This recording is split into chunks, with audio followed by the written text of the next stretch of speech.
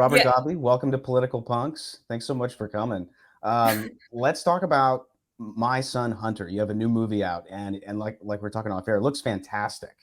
Thank you. Um, let me start off with cinematography because I'm a visual guy, and I believe that film is a visual medium first.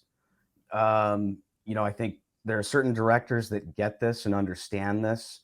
I think you do, just from the standpoint of the films you've made, and also from the trailer that I've seen from My Son Hunter. The cinematography looks beautiful. It looks authentic. It looks on the level of what comes out of Hollywood or better. I've always said it needs to be, it needs to be equal to or greater than, when we produce our own entertainment, it needs to be equal to or greater than what Hollywood or what the left would do. So who shot it? And also, before you began, what did you want it to look like visually? Because you're a visual guy, and I can see you, probably pointing to some movies that have inspired you, as to how you wanted it to come to fruition and look. Yes. Well, first, thank you for having me on Political Punks. You bet. You should have Clint Eastwood do a little bit, when he, That'd be I nice. think on Dirty Harry, he had that.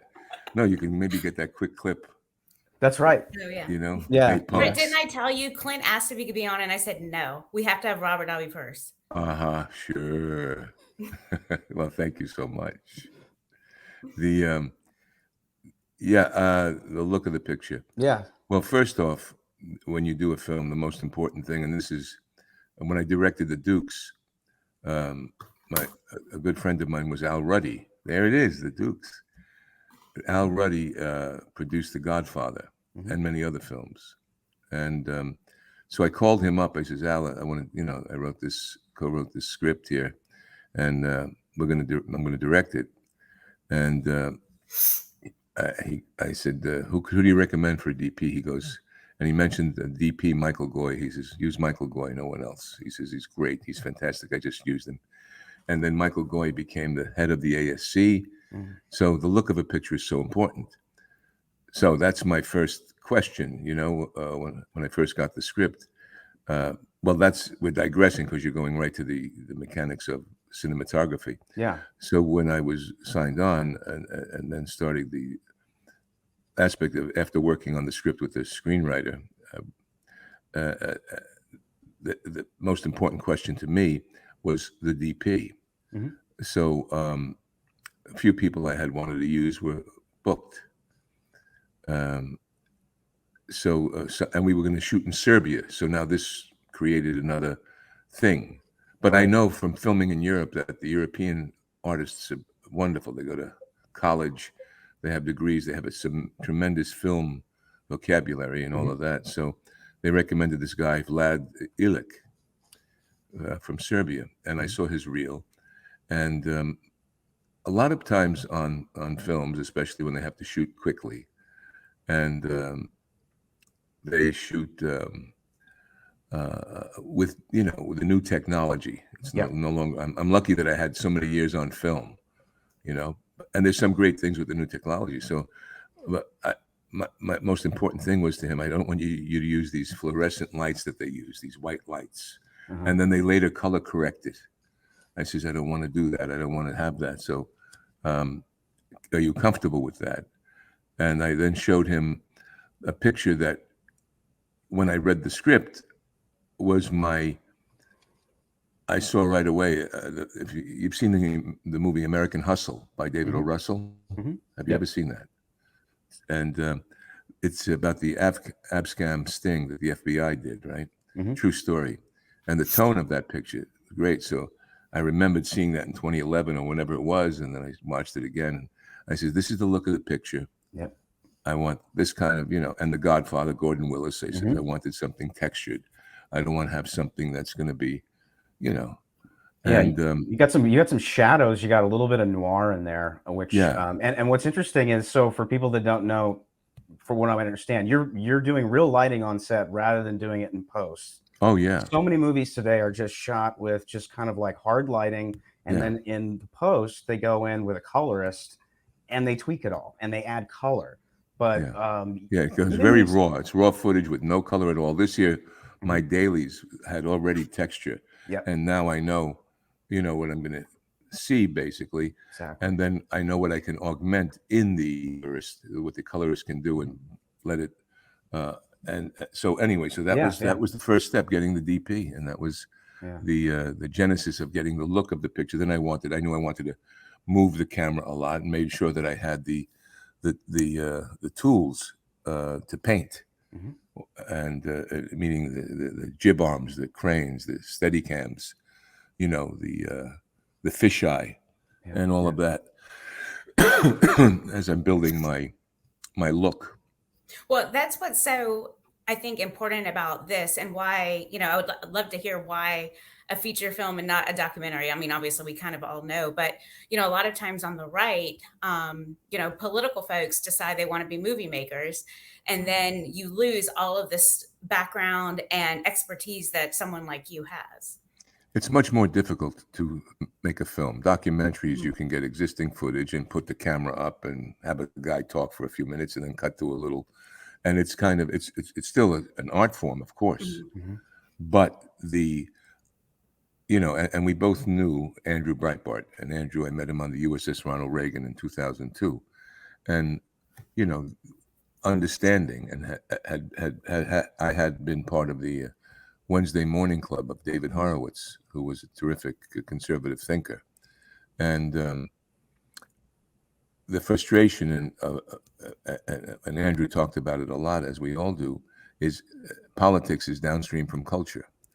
And the lack of conservatives of understanding culture and the emotional content that does affect people and can change minds, or at least if you sometimes a documentary, it also does the same thing in a certain way, but when you're trying to affect the youth and other people, the emotion of a satire, of a, you know, dramedy that has satire, and it's much different, and you cannot go into the relationship, which I do in the film, of a father and son, what that nuance could be, the addiction, which is plaguing America right now.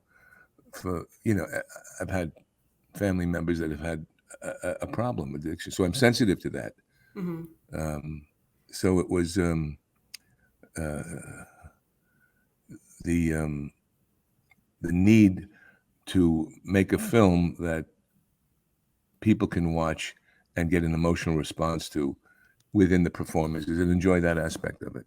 Well, and also I think with the feature film, you know, obviously the first thing it has to do is be entertaining, and people will be more likely to share it and, you know, want to bring in apolitical or even, you know, liberal friends, because at the end of the day, it's a really interesting story. And I thought it was so funny that one of the criticisms, you know, mostly from people that haven't seen it, right, that it's political porn. I'm like, yeah, but the laptop is real porn. I mean, there's so much there. I don't understand the term. Did they ever send you a link? Did you get to see it yet? No, I haven't seen it yet. So yeah, it's out Wednesday, September 7. Yeah, mysonhunter.com. Political porn. Where we can That's buy it. And I'm so interesting. glad that it's not behind, you know, anything else. Like you can just outright buy it. Yes, it makes it very simple. You just go to mysonhunter.com. You don't have to become a member of this streaming service or that. Click on the thing, pre-order it right now. You can download it September 7th and own it and stream it. Tell your friends. But the political porn. I want to bring up that we, you know, or I recently interviewed you. I've interviewed you so many times over the years. That's why I brought the Dukes, because originally the PR firm that was doing the Dukes reached out to me because they were like, you'll never believe it, there's somebody with your last name, a character with your last name. Yes. In this Danny movie. DiPasquale, who was played by Chance Palminteri. Great It actor. was funny, right? So they were related in some way.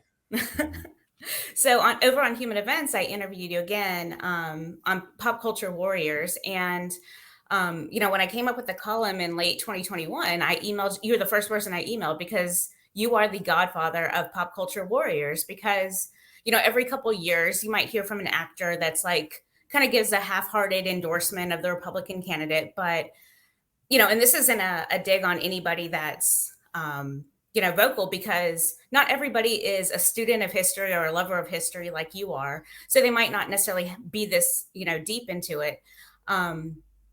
But, you've been out there not just making political endorsements or talking about freedom and that sort of thing, but actually writing about it and, doing a lot of work. And you've been ahead, like you mentioned, on Trump, on, other issues, Western Civ classes being like basically wiped out. Well, China All those being types of things. the most dangerous threat to our security is China. I wrote that in 2010. Yeah. And even Thaddeus McCarter said that was head of the curve, because I had him come aboard on that article as he was talking to Congress about the danger of China to the security. But I've got to say that you, Lisa, because you when you were running CPAC, you gave me a platform that was one of the earliest platforms where I spoke, and you understood at least that I was a bit different, a bit more politically vocal at the time. I was just looking forward to my fellow Italian Americans. Yes. Paisans. Yeah. Exactly.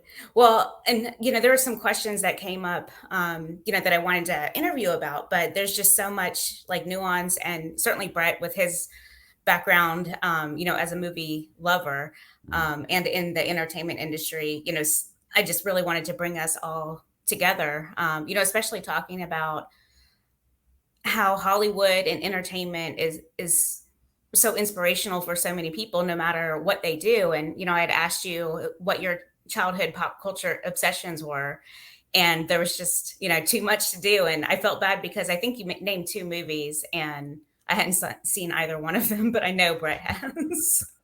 Well, there's so many, you can ask me that question any day of the week. It may be a different for sure thing that pops, because there is so much that I'm a bit, I've got a few more decades on around here than you guys. And the TV, when I was growing up, I was born in the 50s, of course. And then when I was growing up, the TV was in our the living room was also my bedroom. And my mom would be watching old movies, all the classics, all the Bogart and Mitchums and the Cagneys and, the whole gather. So and especially that was close to that golden age of American film. And I was watching all these things, but and then also growing up with Italian grandparents from Sicily and Naples, I would watch the Italian films. That was some of the first cinema I saw, with Fellini and De Sica and Antonioni and all these great Italian films as a young boy, like the movie Cinema Paradiso. I'm sure you know this, Brett, from Giuseppe Tornatore. It's a beautiful film and a tribute to someone's life in the art of filmmaking through the eyes of a projectionist who teaches this young boy about film, and he becomes a director. So that's the story that's very close to me, that because that inspires so many of us. You hear so many directors and actors, whatever, artists like yourself, and you're inspired by that darkened room where you're seeing the flickering images, precious images.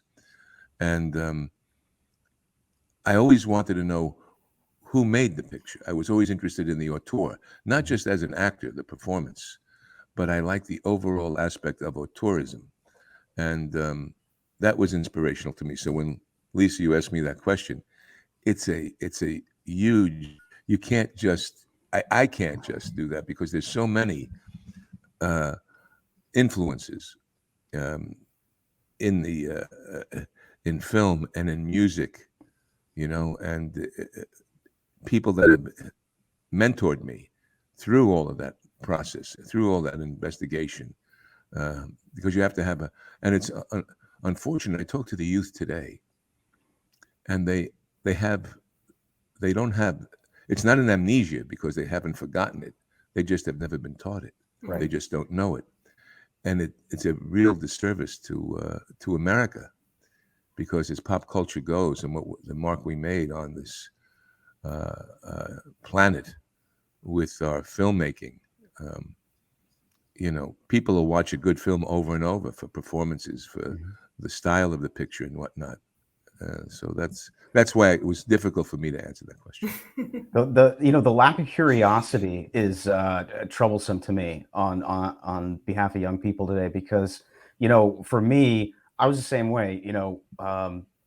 I grew up watching the movies that were obviously in the theater, but then I would see my dad would have Turner Classic Movies on, or my grandparents, and we'd be watching classics that they grew up with, and then I was able to get kind of a background on where the auteurs of the 70s were coming from, because it's the same with music. You get into the Stones or you get into the Beatles and you start getting into their influences. Well, who are they listening to? Buck Owens, and so on and so forth. That's what's always fascinated me with the arts, is that a lot of these guys fake it till they make it. They're copying someone else, or it's an amalgam of styles coming together that influence them. And I'm always curious. It's like I asked you, what are you thinking about when you're thinking about visually for a film? Because I do the same thing. Cinema and film influenced me more than comics, but I ended up in comic books, working for Marvel and DC, and doing graphic novels. Oh, now, great! That's great. Doing. Well, let's talk about one. But I mean, I always think the same way. I always think, what do I want it to look like? You know what I mean? I just finished a book that I wanted to look like McTiernan and Jan de Bont, two guys that you've worked for on Die Hard. I want it visually. And now I'm working on a new thing, this cop vigilante thing, and I was like, I want it to look kind of like Walter Hill, or or kind of gritty and dirty like that. But Billy Friedkin is good for that. Oh yeah, French Connection and French stuff. Connection. It just these guys are the best, and it's like in the 70s you had that. The studios went out and they hired guys from the USC Mafia, Zemeckis and Spielberg and Milius, all these auteurs. Peter Bogdanovich. I just watched Dressed to Kill the other day, De Palma. Another just, wait till the left gets a hold of that movie. Let me tell you. But I just think to myself, you're really lucky to have come up in that time where there was so much creative freedom, and I think that there's an opportunity to kind of have that creative freedom again, like with My Son Hunter, and because now you've got digital, so you're not spending a whole lot of money. You're not spending $1,000 a foot on cellophane, right? So it's a little bit easier to make these movies now, and I see guys like S. Craig Zoller and M. Night Shyamalan. They're making $20 million movies that look like $100 to $150 million movies, and they're packed with talent. So I guess you can kind of take that money that you would spend on film and divert it into hiring a great cast. But I just think to myself, there's an opportunity here to I think for sort of a film renaissance from the standpoint of independent films. And funny enough, conservatives are kind of leading the way. Even this movie, The Northman, I think they spent 120 on that. It looked incredible. It's very art house, but at the same time, I'm glad that we have those kinds of movies again, because these Marvel movies, they suck up all the oxygen. I mean, I'm a Marvel guy. I come from that background, so it's probably funny to hear somebody like me saying this, but I'm tired of them. Mm-hmm. I'm sick of them. I want to go back to in the 80s in the 90s, when you had these movies where the budget allowed you to make your money back and then some on opening day, or at least opening weekend. And when you have a $250 million budget or a $350 million budget, that's a much bigger hurdle to overcome.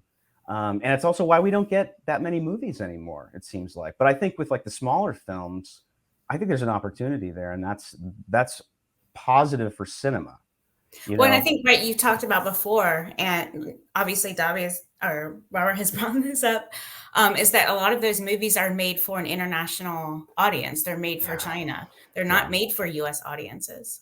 Yeah, but China's not taking these movies like they were, or they're asking for censorship now. But which is crazy. Prior. Well, they always had requirements. There was always a requirement, and Hollywood didn't mind because they were getting the money from them. And, but it was much more common up until people saw that it could be done, probably with Top Gun, where they can say, no, thank you, we're not going to do that. They were making the changes that China wanted. Yeah, you bet. The difficulty is, and what you're saying is the filmmakers and the inspiration for them. There's some great product happening, not to deny coming out of Hollywood. There is some great product coming out. But what we're lacking is the again, unless we capture the culture, we're going to be a lost society. Mhm. Unless we tell stories in an entertaining way where there's a message in the ravioli, but they're entertaining and they're fun and they're well constructed and well made, and not just a string of political talking points. You know, like this story is unique in its way because it's a true story. It's I looked at Hunter Biden's biography, autobiography, Beautiful Things, to get the mindset of what he was into going through all of this. And you have to invest in that human emotion. These films, you know, like even Midnight Cowboy, you know, the great John Voight did that film years ago. You know, there was always political and social statements in the films, but it was more even. And now Hollywood has canceled a message to half the country. They really have. They have propagandized, and they were starting to do that in the 1930s and the 1920s, as I talked about, and 1940s and 50s, on purpose, holding back certain material, just like the media does today.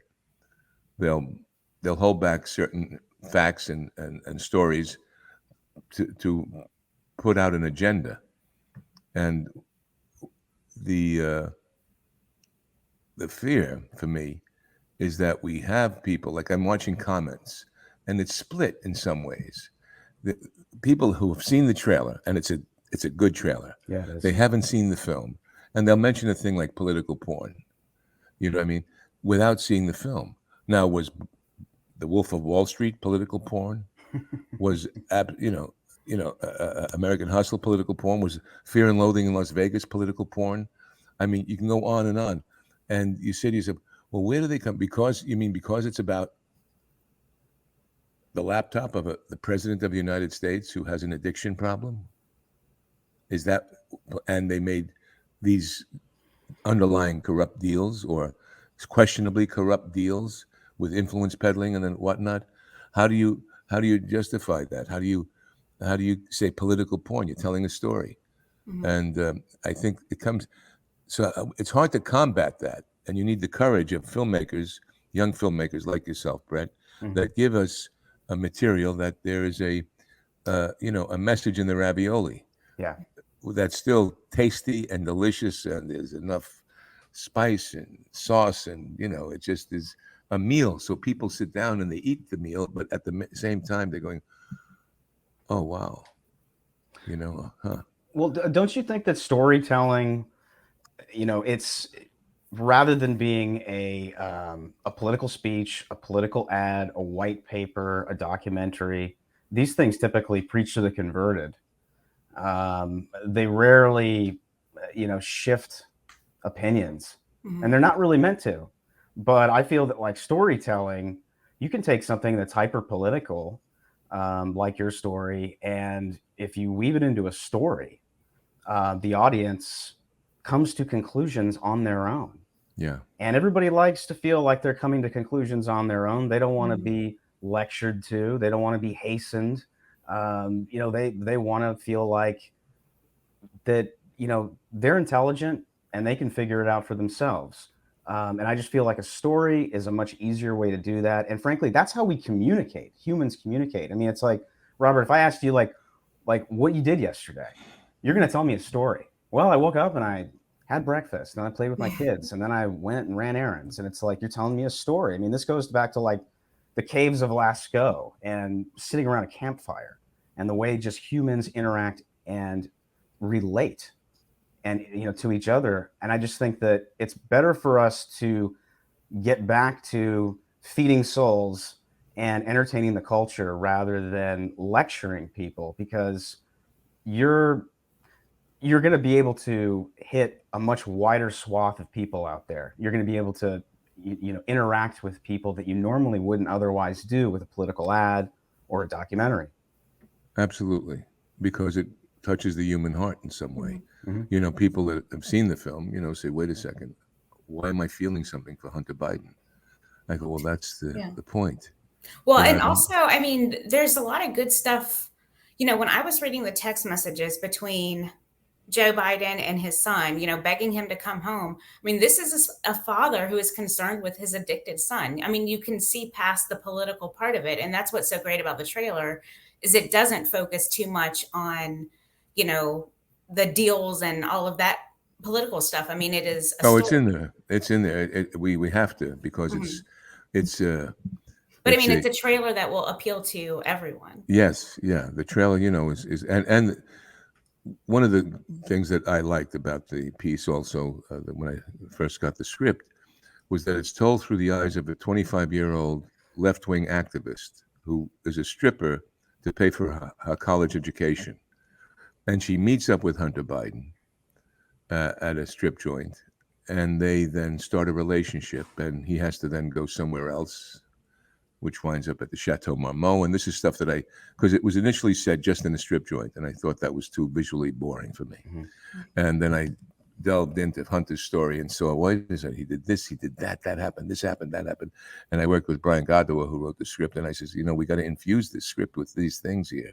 And there was, you know, it was very amenable, some resistance on certain things, but I'm a strong, you know, this is it. I have to now. Stella Adler always used to say, half jokingly, that the writer should die after he writes the screenplay.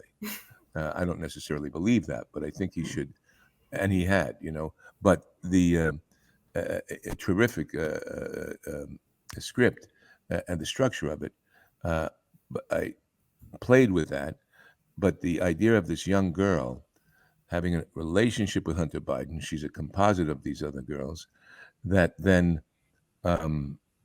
you then unfold Hunter's life. He's able to tell her, you know, that he lost his mom and his sister in a car accident. He's able to then justify why he had a relationship with his brother's wife. And then we get into and it's very, very well woven, you know, getting into the Ukraine corruption, the Russian corruption, and the Chinese, the multiple deals he made with the Chinese, all while, as he says, hitting the pipe every 15 minutes during these meetings with these big people. And then the supposition, did Daddy talk to him about any of these? Did he talk to Daddy about any of these deals, or vice versa? And we've seen the denial of all of that. So the satirical aspect is there, and it and I didn't have John James plays Joe Biden and does a great job at it. But I didn't want to make the initial piece had him much more addled and you know, I didn't like that. I didn't want to demonize that. I thought that was too, you know. Yeah. It's almost too easy, I think. It's too easy. That's and too even, easy to do. All right, let's do that. Yeah, sure. I don't want that. This is much more, you know, a subtle thing, and then the relationship, and then there are moments of this lapse that becomes, you know, funny and also very emotional at the same time, because you see Hunter's reaction to it. right. You know what I mean? And you'll see that in the so this girl opens, her eyes get opened by this a bouncer who I cast from Nigeria, who's a world famous soccer player, Franklin Adulele, and he plays this bouncer who is the conduit when she's looking to find out, when she sees that Hunter is who he is, because she doesn't know who he is at first. And she now has to, wait a minute, she says, wait a second, my life just got much more interesting. And now she starts Googling, but she can't find anything on the laptop, okay, on this whole thing. And this character tells her, wait a second, Kitty, that was her stage name. You have to go here. You have to find here. It's not going to be on the mainstream media. And she then says a statement. He goes, yeah, Kitty, I'm the black face of white supremacy. And it hits so many layers. You know, I also you had to realize something. The talk with Rudy Giuliani, and the FBI, when they came into him and searched his place, and they were taking everything. And there were two laptops on the table. He says, "You want these?" And they go, "Well, what's that?" He goes, "Well, those are Hunter Biden's laptops." And they went, "Oh, no, we don't want those." So think about the suppression of the story. Yeah. Think Yeah. about the suppression of the story where, oh, really? That's real. I mean, it's frightening what's happened to our country. Yeah. And part of that, my frustration with keeping this story under wraps, is why I said, all right, I know I'm going to get, the slings and arrows from my friends on in entertainment, some of them, and on the left. But the story has to be told, and they'll see it, and perhaps they'll get affected because we have to change. The important thing is we have to change and engage in culture in a way that's going to change the hearts and minds of people that don't understand or don't know. Mhm. I mean, I'm shocked to read some of the comments. I posted a silly little meme thing, a poster somebody did. I don't know if you saw it, Lisa. It said, I'm no longer deplorable. I've been now deemed ultra MAGA. You know what I mean? It was like a funny poster thing somebody did up, and I tweeted it out because that's what, after Joe Biden's speech, this is what he framed everyone as ultra MAGA. Mhm. And the hatred, the vile comments I got from people, fascist and traitor and this, and oh, you disappoint me, or that and that. And then I kept sending around this video that Citizens Free Press did on all the crime in America, a devastating crime in America. And I said, the politicians are distracting us from the truth. And this is what's happening on the streets, and you're not paying attention to that. You still want to focus on a Russian collusion story that's been proven to be a setup, and you don't think that this can't be a setup in some way, or other issues. And we have to, thank you, Lisa, for cultural warrior, pop cultural warrior. I like being a warrior. I never served, but this Remember, is my you're not service. just the warrior, the godfather. Yes, the Godfather. Well, I mean, you're a cultural creator, and one of the things that's important on our side, we have a lot of cultural observers.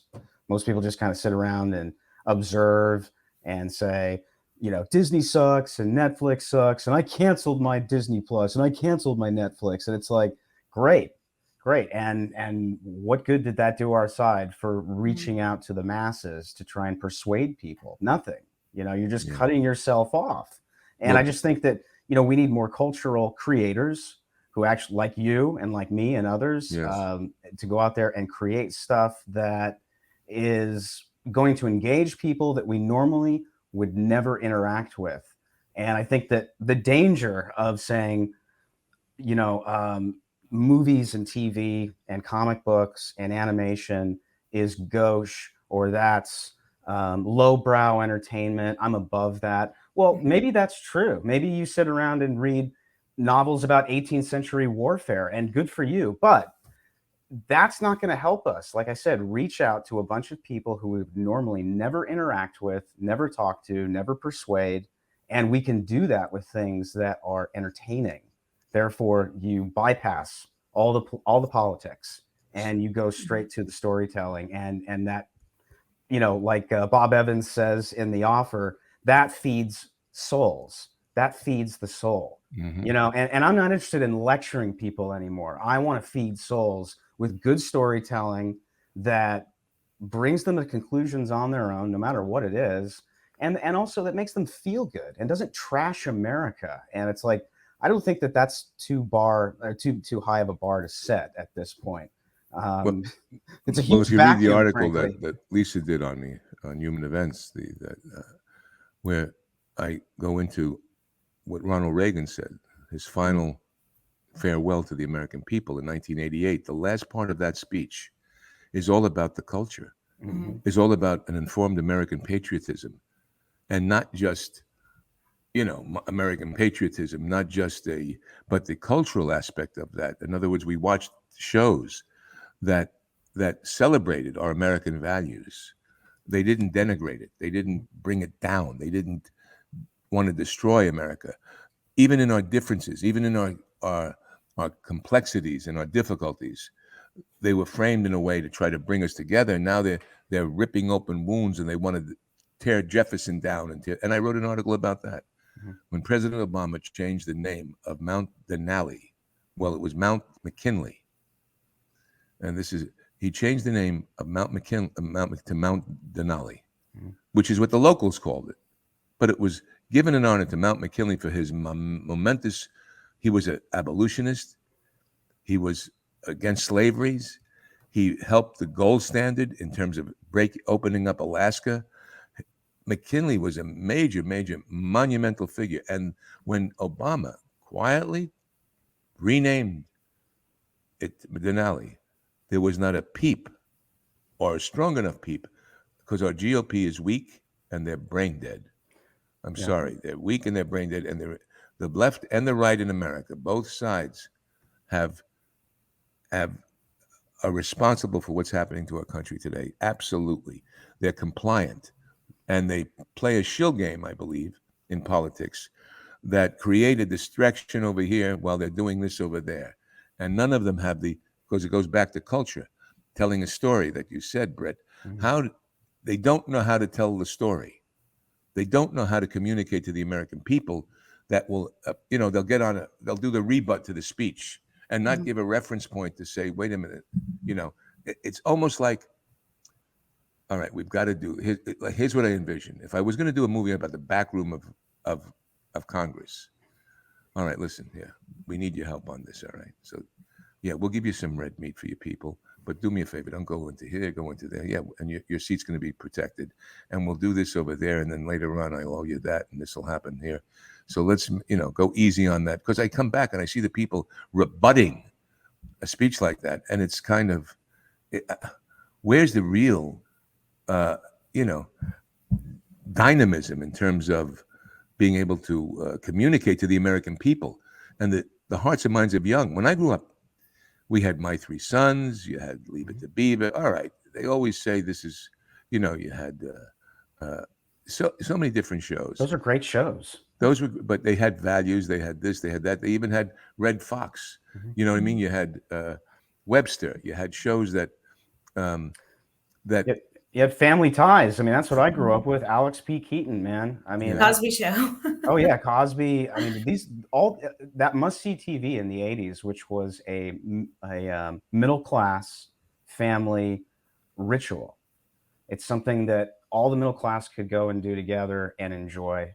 And those shows were written for the middle class. They were written for everybody, and that's one of the things I love about. Well, because Reagan was president. You got to look at who was president, and he benefited big time. Hollywood was different. I did my first film, as I talk about, with Sinatra in 1977. Mhm. Hollywood was different.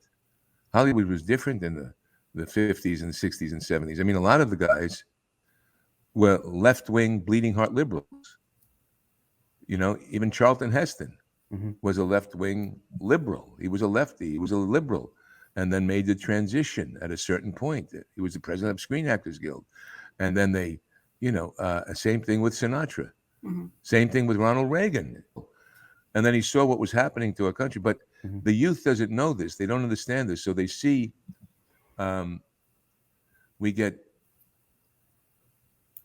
it's shocking to me. It's shocking. It's enraging. And it feeds the engine for us to go out there. And we have to have more kids understand this. We have to combat the racism, the wokeism. All right, be awakened. Don't be woke. Yeah, that stuff is just absolute cultural rot and I'm garbage. all for the LGBT community. I'm all for whatever anyone does. You're right. I mean, that's okay, but don't teach it to 3-year-olds and to 7-year-olds and to have, these.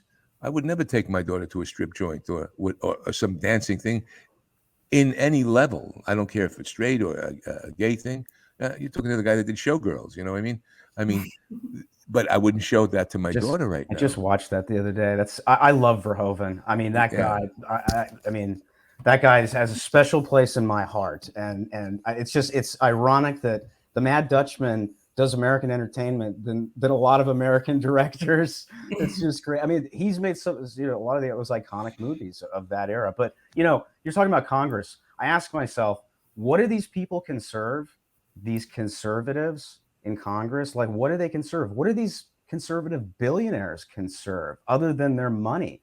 It's going to be up to guys like you and I and Sorbo and Cersei and others who are storytellers who are going to change hearts and minds. You're never going to change hearts and minds in the pit of the Senate with some legislation or political ad. You're going to do it with a great story. You have to hold them I think accountable. you're also assuming that they have the same goal as they don't. y'all, and they don't have the same goal. That's the other thing. But something else. But Robert, you have to hold them accountable. See, we're too kind in terms Yeah. of holding them accountable. We don't hold them accountable because the American people, they sit there and they're working. The people that keep the engine of this country going. And the politicians, they're making those deals and then they give away. They're buying the votes.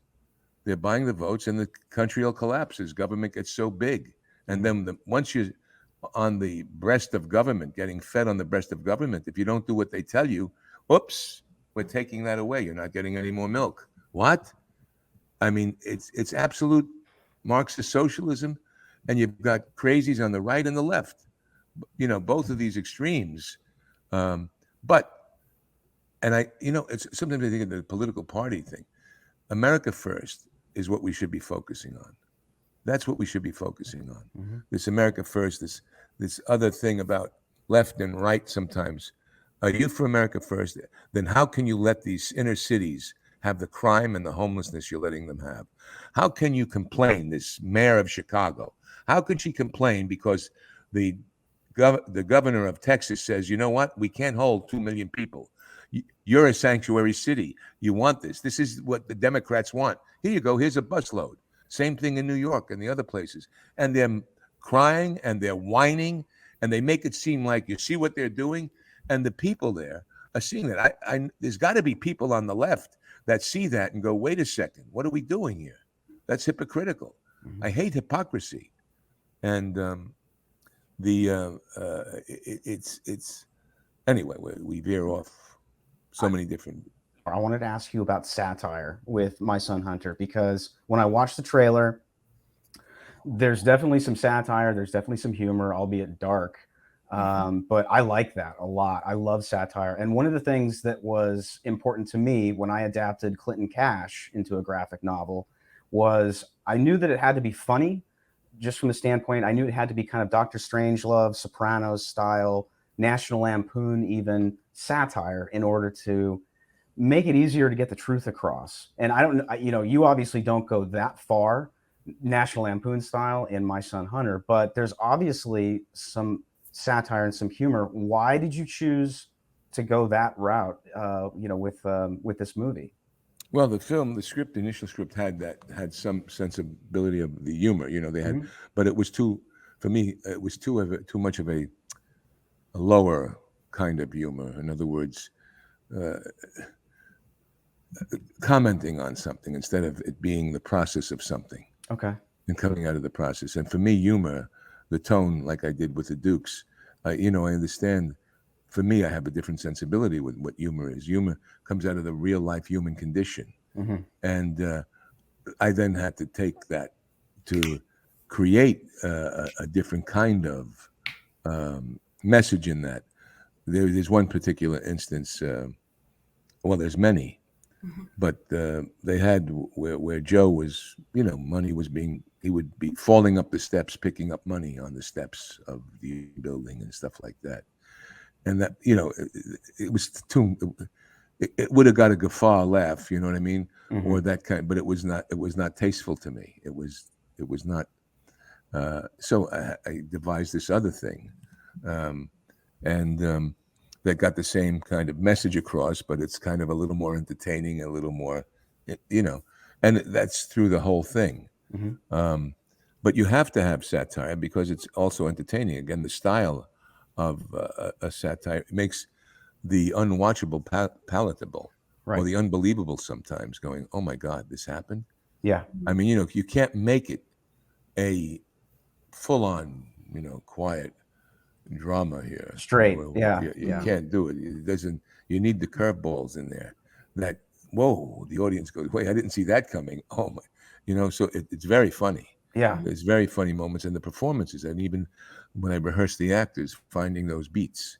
A great performance by Lawrence Fox, who plays Hunter Biden. That guy's English. I had no Yes. idea. I watched an interview with him, and he's got this really thick English accent. Oh, yes. He's got these Very glasses proper. on, and I'm like, that's the same guy? I mean, he's a chameleon. Brilliant. He comes from a strong acting family. His father's James Fox, who was in performance. He was in David Lean movies. He was in Sexy Beast, that English film. Yeah. His uncle did the Day of the Jackal, Ed Fox, and his family is all it's acting royalty. Yeah. He's a brilliant actor who's been canceled in England because he started this Reclaim Party, and he does a masterful performance in this, juggling 6 balls at the same time and very believably. And he was very adept at our communication together, as was John James, as was Emma Goyevic, who plays Grace Anderson.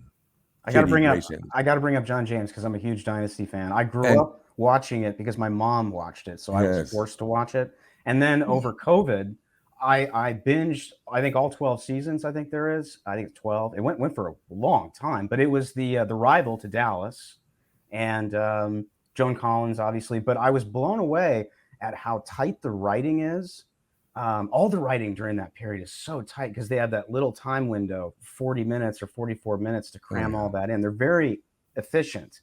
Oh, yeah. Well, they have so many different writers in the writing room going over. That's what these guys did at a certain time. That's what the studios did. John and I have James to mention Gina Carano, yeah, who plays the Secret Service agent. She kind of is the anchor for the audience in a certain way about events that are happening. And she's like a tremendous screen presence. She's like she breaks modern day Lauren Bacall. She has that kind of vibe, I think, Well, when she breaks the fourth wall, why'd you they all decide to do break that? the fourth wall. Do they? Okay. Yeah. You have to see the film. That's fantastic. But you'll see. There's again, that was that's tricky to do, Robert.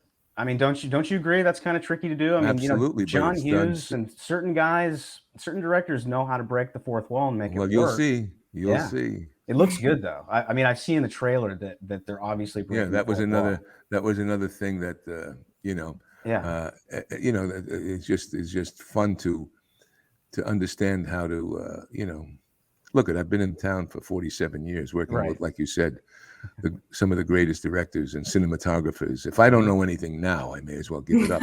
Very true, man. Very true. Yeah, absolutely. But I was really pleased to see it's just stacked with talent. When I saw John James, I was just like, oh my God, that guy, he's probably my favorite character on Dynasty. And he's so talented. What he did on that show is very hard to do. To play that likable, affable guy that, maybe the one and only guy on the show that you can actually kind of identify with. Yeah, he's a terrific unused actor. Super unused. I looked at IMDb just kind of checking out. He's been working consistently, kind of here and there, but very underutilized. And the visual of him and the voice and everything didn't go overboard on the makeup, which I thought was really great. No, didn't want a caricature. But it's perfect. Exactly. That's what I kept thinking to myself was, how's he going to do this? Is it going to be a caricature or is he going to do an interpretation? No. And it's very much an interpretation, but it's really good. It's believable. Yeah. So, this is what look, I'm an actor's director. Mm-hmm. Yep. Yeah, I'm curious because you also have such a musical background. If you did anything, is there a soundtrack? Did music play into the movie at all? Oh yeah, you'll see. There's quite a bit of music, different than the trailer, but there's quite a bit of music. You're constrained by. Look, when I do my first cut, I also put all my wish list of music in there. Then I work with the composer, saying, "Okay, we can't have this because it's going to cost $250,000. Right. But I want this vibe. I want this kind of thing." And I had a great guy that did a terrific job with that. In conjunction with me, and then I had a friend of mine do a song for a certain part. Wanted a certain vibe for that. It's nice to have a conversation after the picture too, after you see it, because you might have other questions. Yeah, I want to do that for sure. Because I don't want to spoil. I want people to unfold and see and go, oh wow. So we can go to mysonhunter.com to download it or pre-order now, and then you download it when? September 7th. Okay. And is there Put a going to be any? circle on your thing. It's very easy. Yeah. MySonHunter.com, pre-order, pay, and then it's yours. And then September 7th, the downloads and streaming start. And then Robert, for film geeks like me, Yes. who love the extras, love the director's voiceover. I love anybody's voiceover.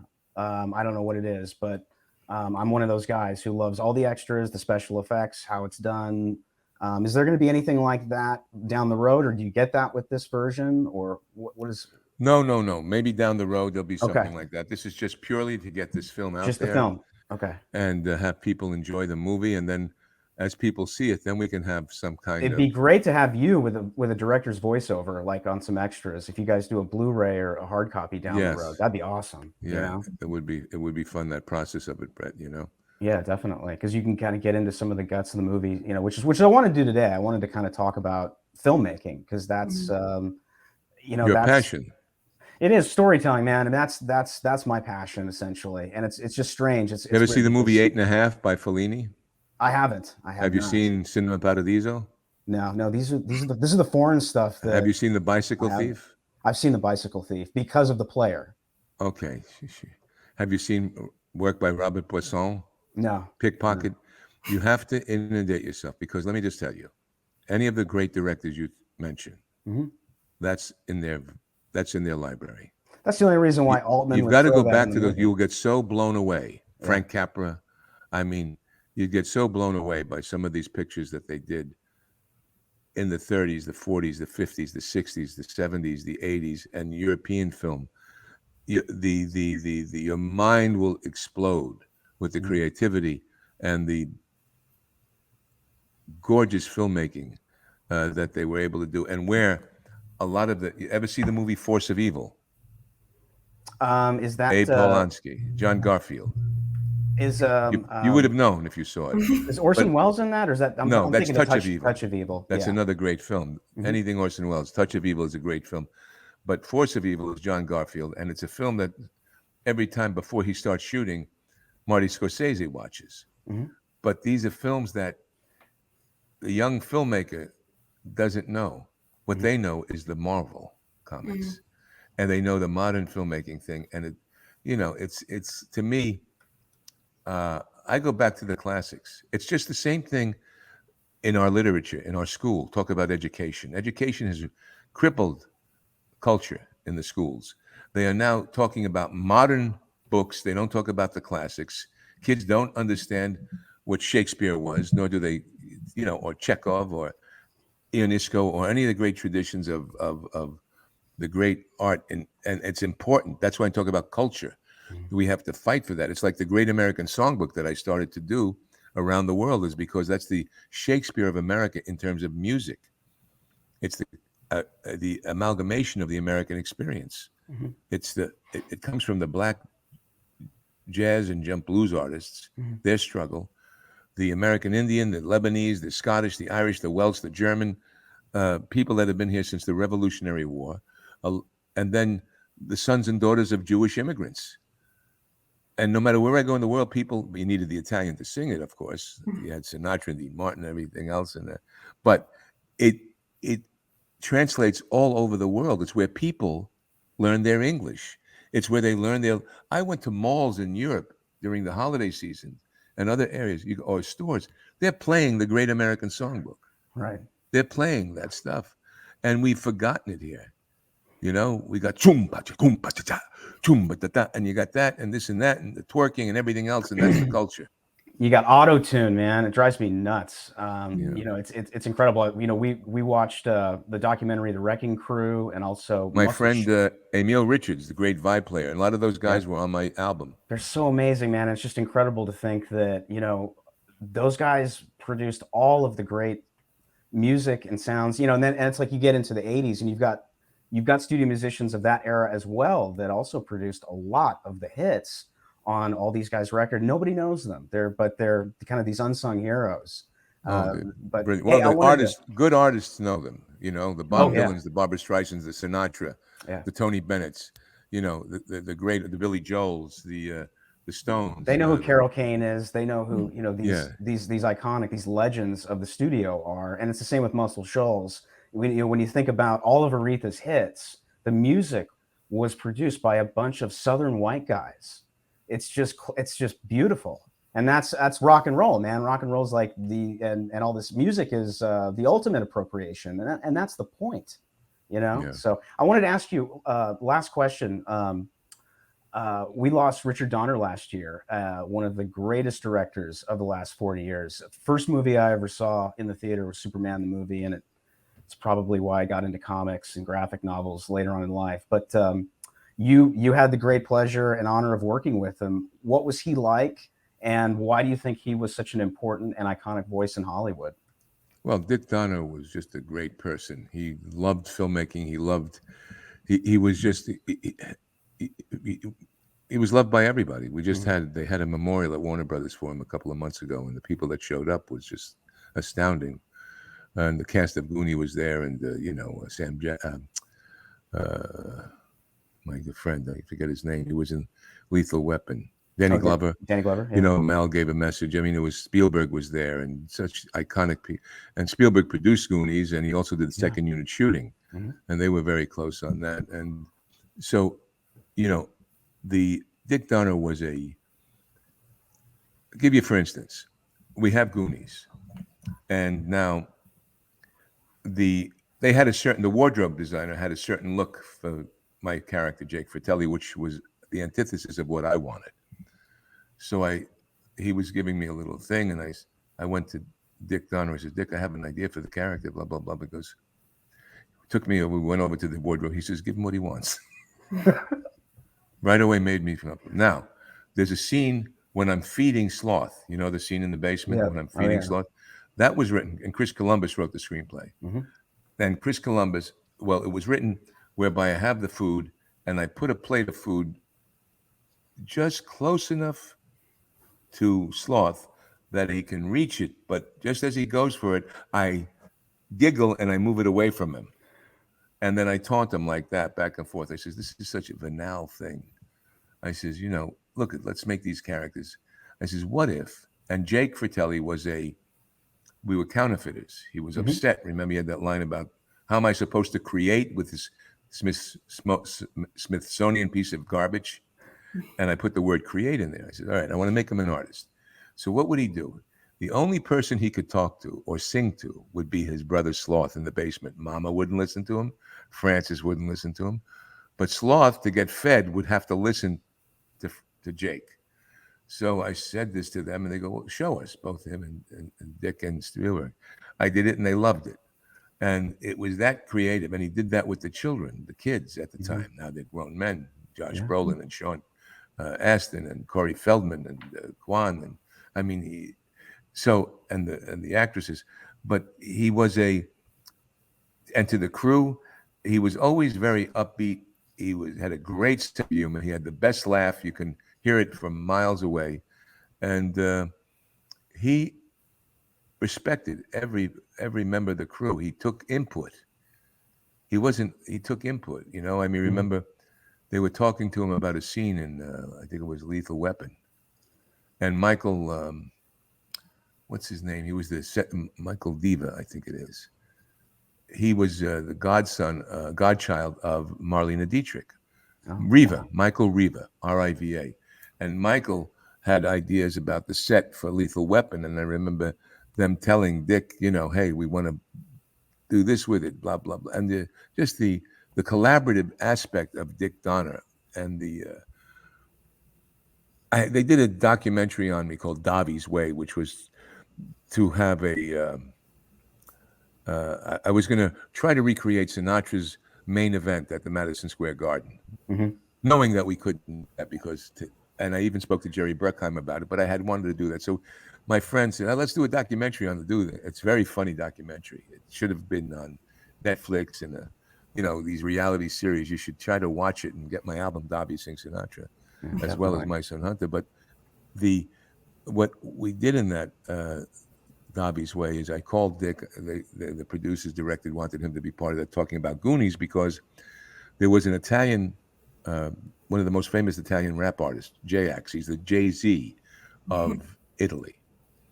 And I did a music video with him. He was a fan of mine. We did a music video. And when we first met, he says to me, Robert, let me tell you, he says, I hope you don't mind. He says, but Goonies is more important to me than War and Peace.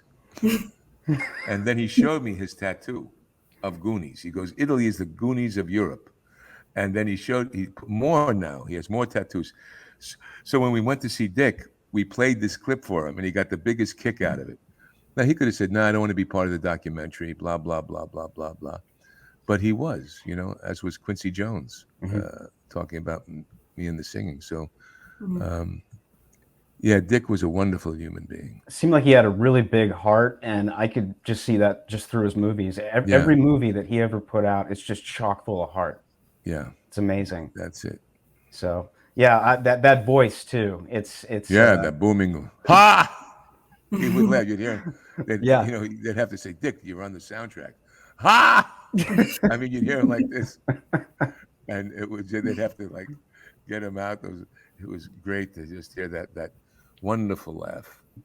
Give everyone your social media coordinates and where people can buy the movie.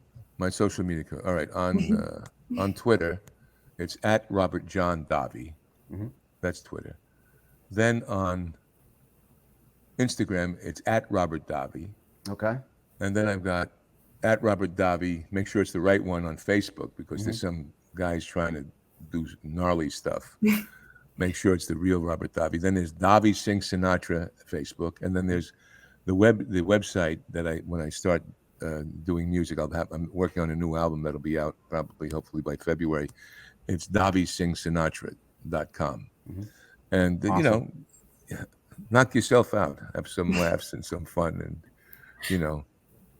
I got to see you live soon, man. Are you going to be singing anytime soon? You gotta. Well, I'll be singing in Europe, and I got about 7 performances in Sweden, Finland, Estonia, maybe going to the Middle East, and they're putting together that tour right now. And then after the album, the new album, then I'll start hitting the States. Got to come to Texas. Yeah, Kai, I'd love to come to Texas. Yeah. We'll see if you come to Texas for sure. That'd be awesome. Oh, yeah, it'd be great. I mean, it would be nice to do the Great American Songbook tour, because I, along with Quincy Jones, feel that should be taught in high school. Kids should be taught in high school. And the biggest problem that the left has done, or the right has done, we have to support the arts in school. I grew up with them. Yeah. It gives you. And we got to encourage kids to get into the arts, to get into. Well, you need it in school first. Not just doctors and lawyers and politicians. I mean, we need artists on the. I've said this at CPAC, as Lisa knows. I've said this for years. Yeah. Encourage the arts, but we need them in the schools. So we've got to encourage the politicians for the arts. And I want to finish with one thing, because I want to throw this idea out. Environment. Just to show you how culture is important. Okay. Now, I've got kids. You have kids, Brett? No, not yet. Okay, probably not going to have them. I have dogs, though. You have dogs. Well, dogs. They're beautiful. I have kids and dogs. But I've seen the education system, and I've seen kids grow up with an understanding and appreciation and a love for the environment. Well, I've done concerts at the United Nations. I've done concerts for Hollywood for Science, where Barbara Streisand was honored, and Giselle Bundchen. I did a concert in Monaco for Prince Albert in the Oceans Foundation. We raised 22 million euros for that, because I believe in the oceans being protected and our nature. Whether climate, the heat or the cold of the climate is man-made, I'm not going to get into that. Let's just say there is some cyclical thing, or there's something going on. And let's just say that what the left has said, what has the left said? And this is where the GOP is brain dead. They don't know how to culturally capture that argument. And I'm going to give them the reason and how to do it. I wrote 4 pages on it. The left has said, and other people, that this is the biggest existential threat to face the world. Bigger than World War II. Bigger than World War II. So going with that idea, what does that mean? That means World War II, my God, 6 million people, 20 million here. war, battle, disarray. This is bigger than that. If it's bigger than that, why don't we have a draft for the Earth Force? The Earth Force. No. So my idea is this.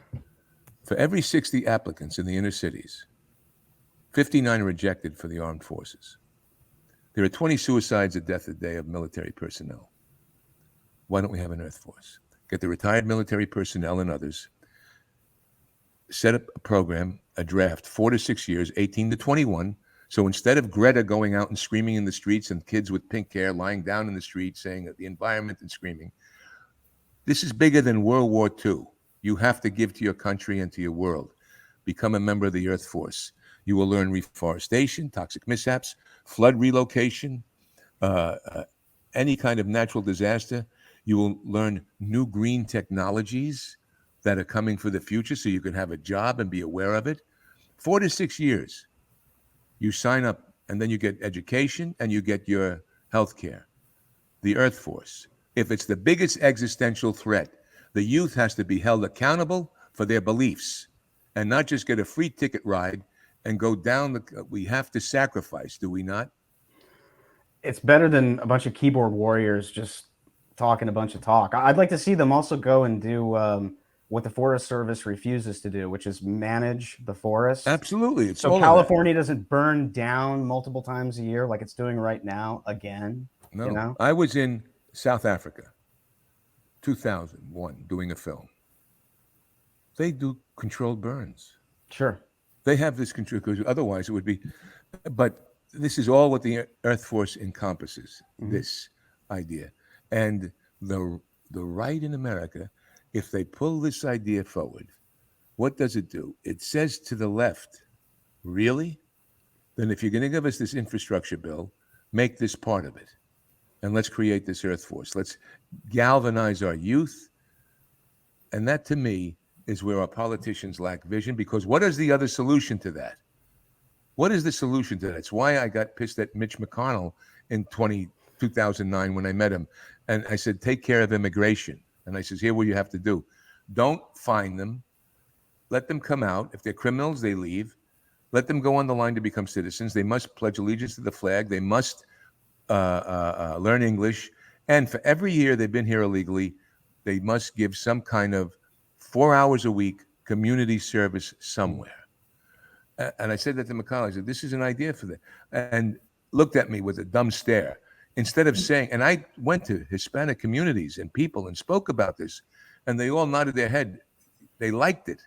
They liked that idea, because now we have a population. We don't know if there's 8 million, 10 million, 25 or 40 million. Now, imagine having the ability to feel comfortable at night. You're an immigrant family that came illegally. And now, wait a second, you mean we're okay? Yeah. They lack the ability to solve problems. Oh, they lack creativity. That's rampant up there, man. I mean, they need creative minds like ours, frankly. McConnell, I know that blank dumb stare. It's like 80% well, of his look. Not just lack the ability, they lack the desire to solve problems.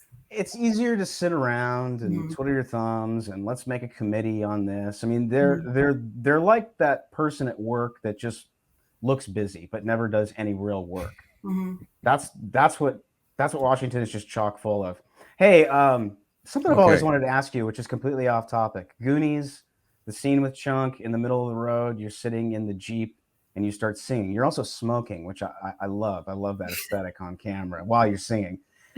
I've read that was something that you pulled from Madame Butterfly. Is that correct? Yeah, Steven comes up to me. He shot that sequence, and Alan Davi was the DP at the time.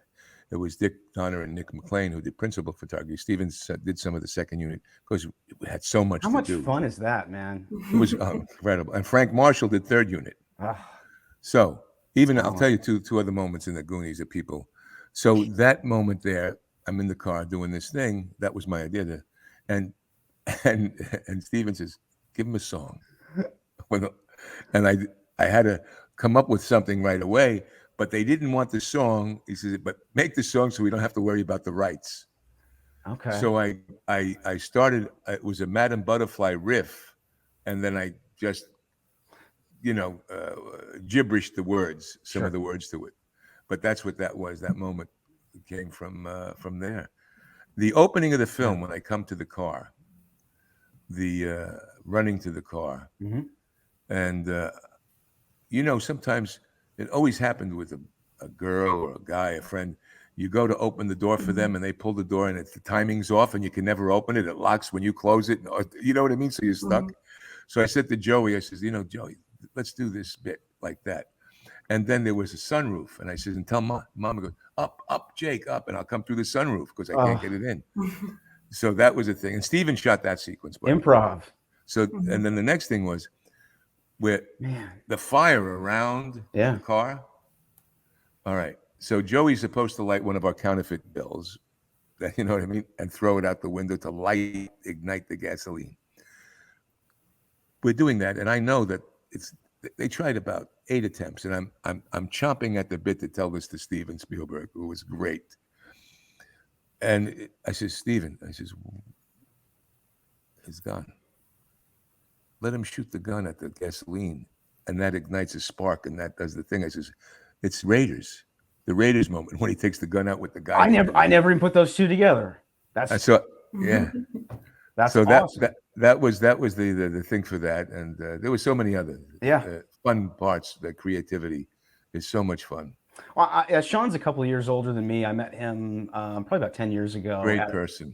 Great guy. Yeah. And we were just kind of talking about the kids of that era and being a young boy around the same age as him, and how much Hollywood kind of catered to young men and young boys. Comic books catered to young men and young boys back then, and how there's just sort of this vacuum of entertainment for young men. It's all about the girls, and it's all about girl protagonists, and it's fine to have that stuff, but it's like I just feel like there's such a vacuum there, such an opportunity to do some new stuff and some fun stuff. But it was a great era, man, and you're like one of those iconic 80s guys that you think of. I mean, so many films. I even watched Raw Deal a couple last year, and thank you so much. It's fantastic. I'm glad you watched you guys have so much fun. I mean, I can just, the banter between you and Arnold's great. There's definitely, you guys definitely lock horns. The other thing I was going to tell you was what about the Bond film? Come on, if you're a film fan. That was going to be my question, because I mentioned in Human Events that it's not just my opinion. I mean, it's pretty well known that you are the best villain. Considered one of the best. Yeah, considered absolutely. One of the top Bond villains. Yeah. Well, and actually, I'm curious if you have a horse in the race for who should be the next Bond. No. Okay. No, I leave that to producers, because why would I put a horse in the race? I know. On that level. The guy I want the guy I want was dubbed too old the other day. I couldn't believe it, which is Henry Cavill. I was like, oh, he's too old? I'm like, what does that make me? The first one I saw was For Your Eyes Only. So I grew up with Roger. My dad introduced me to Sean via VHS. And then, you transition after View to a Kill. There was a big gap there. And then all of a sudden Dalton dropped, and I love Dalton. Mm-hmm. Dalton's the father of Daniel Craig. Huge. I've always said that is the prototype. And I had read some Fleming by that time, and I remember thinking to myself, wow, this is a lot more like the Bond in the book. He's Casino Royale. Timothy bastard. and I, when we did this, because Timothy and I went back to Casino Royale and Ian Fleming's description of Bond and the villain. Mm-hmm. And what he says in that, he goes that that Bond and the villain are mirror images of each other. Ooh. So I decided to play Sanchez like Bond, and Timothy was going to play Bond like Sanchez in terms of the intensity and not, juxtaposition.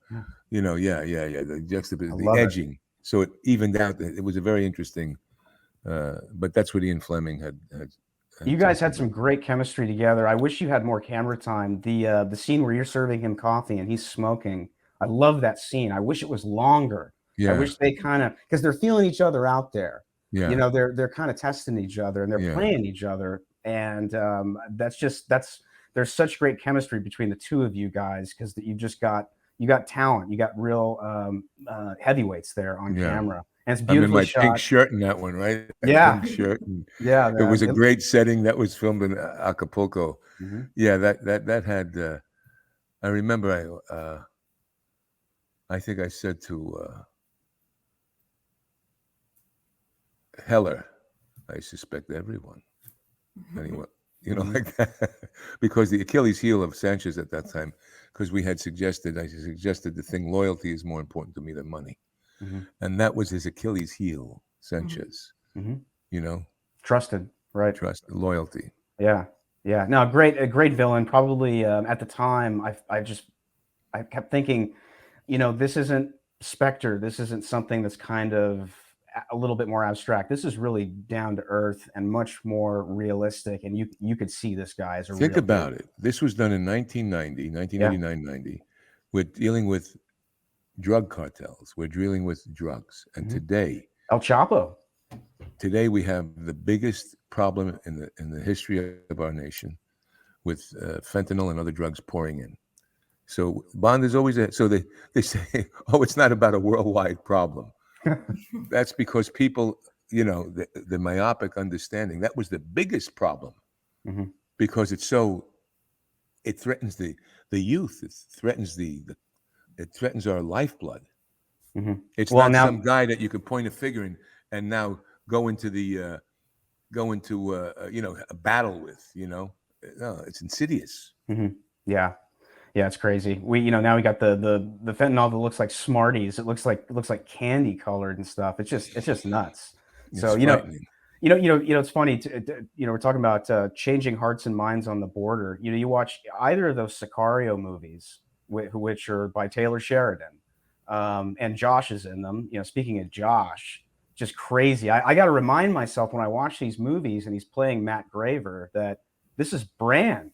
You Right. know, it's like, wow. Yeah. But those Sicario movies, I've always said, if the right would embrace storytelling like that, you'll get everybody's attention on the border, big time. It Yeah. doesn't paint a pretty picture at all. No. It's And quite alarming. Benicio's in it. Benicio del Toro, who was Yeah, my henchman in Bond. Mhm. fantastic. It's so funny to Yeah. see. He's so young in that. It's Yeah. crazy, and he's just perfect, ruthless, henchman. Yeah. Carrie's also. I've always thought Carrie Lowell was probably one of the best Bond girls ever. Totally underappreciated. One of those I beautiful played girls Bond. who also could kick ass. I played Bond. You played Bond. They wanted me to pick my girlfriend Lupe in the Hmm. film, so the chemistry was there. Okay. And Cubby Broccoli, who was a great person, John Glenn, great director, Yeah. another great director. I Legend. mean, so they said, "Well, we want you to pick the girl. We don't want you to be Sanchez because we don't want to put you on the spot, but you're going to play Bond." Which was fine with me, because who hadn't gone into a mirror going, Bond, James Bond, and who hadn't done that? So now 17 actresses and models around the world I've got to test with over a couple of days, and I get to play James Bond. And at the end of all of it, they're watching everything, and I says, "What do you think?" I says, "Well, I think this girl, Talisa Soto, Mhm. would be who Sanchez would want. Not necessarily me personally, but my character Sanchez would want her, would feel." And I felt the chemistry there, and she was green, young actress, young model, but she moved good. And anyway, so She's great. they're watching the things, and John Glenn and Cubby are looking at each other, and he says, you know, Cubby, Robert would make a terrific Bond. And Cubby looks over and says, "I think so too." And I go, "Come on, you guys, stop winding me up, all right?" And Cubby says, "Hey, many a true thing was said in jest." So I thought this would be a story I told my kids, and everyone said he's full of garbage, right? Well, John Glenn says this on a DVD or in an interview. He talks about this. So there, Yep. Bond, James Bond. It's If it's I really was 20 years younger, Well, I mean, Tim said that the reason he didn't go back was because he thought that he was too old at the time, which I yeah. think is ridiculous considering he was still, young and athletic, but the rest is It's history. very demanding. No, those films, and especially when you want to do your own stunts and Mhm. you want to go at it. It's like saying, to a fighter, "Yeah, you're 52, but let's go have one more heavyweight fight with this 25-year-old." Yeah. You go, "Oh my God, I got to train again. I'm not up for." It's just that kind of Mhm. thing. It's Well, difficult. isn't it also? I mean, these days, they sign for years. I mean, it's a commitment to really, commit to that character for another one and another one because It's a commitment. Yeah, yeah. It's high honor. So yeah, I think Tim is You know, finally they just getting released some it in respect, London though. again, in England again. They just released because it's the 60th anniversary of Bond. Mhm. So they're releasing all the Bond films. And when I was in London, they did a screening of Die Hard, the London Action Film Festival. They asked me to come and do a concert there. And we did they screened Die Hard, and John McTiernan did a Q&A. I did a Q&A. And they asked me to do a little concert, which I did. And I ended the concert with Let It Snow, and the whole audience Perfect. joining in. And the question was, is Die Hard a Christmas movie? The ultimate question. I know Bruce has his own opinions. I believe that it is, just like I think that Lethal Weapon's a Christmas story as well, because it takes place around Christmas. Right. Well, I said this. Initially, I didn't think so, because it should be Christ-centric Christmas Sure. movies, or, there should be something like that. Okay, so I could say to myself, okay, here's a guy, he's walking around barefoot with blood. There is some kind of sacrificial aspect to this. Most of the people have embraced it as a Christmas movie. So finally, at the end of that song, when the whole audience, it was very moving, singing Let It Snow with me. And I says, it's a Christmas movie. And my children, thank you. Because the residual checks, who would have thought every year it's on the top list of all Christmas movies? Yeah. And that's tremendous. That's fun to have. I saw it opening night with my brother, packed theater. People were cheering and clapping, and it was one of those, kind of raucous crowds that you get on opening night. But, Bruce was such a huge star at the time with Moonlighting, and it was just kind of, you guys really caught kind of a cultural zeitgeist with that movie. I mean, that was really lightning in a bottle. Yeah, Such John a huge movie. McTiernan, Joel Silver, Yep.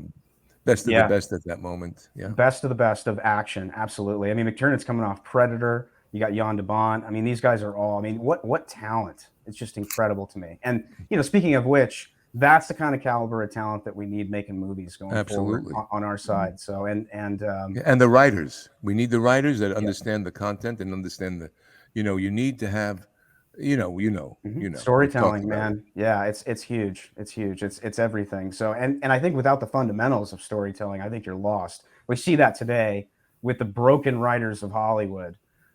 These people just do the bidding of the producers, and you don't have guys like John Milius out there anymore. You don't have those huge voices. But I believe there's a lot of scripts that get turned down in Hollywood that are amazing, but they don't check off boxes. Well, they did or it in the the- writer's white or something, They did it back in the day, Yeah. but They took chances back then. But they need this. This film was crowdsourced. Okay. Yeah. I was going to ask you, how did you fund this? It was how'd you crowdsourced. fund Well, it? the Unreported Story Society, they developed it, and they crowdsourced the film for the funding for it. And that was the American people. That was the American people, and that's what the American people have to do to help us capture culture and to get messages out there and to get stories out there and to have a different kind of thing and quality stuff. They have to, I hate to say this, but support this film. If this film has a great response, it's gonna open up so many doors for projects like yours and whatever else, other filmmakers and things that they need to be good, but they need to support something that is. So it's imperative that it's like voting with your a click of a button.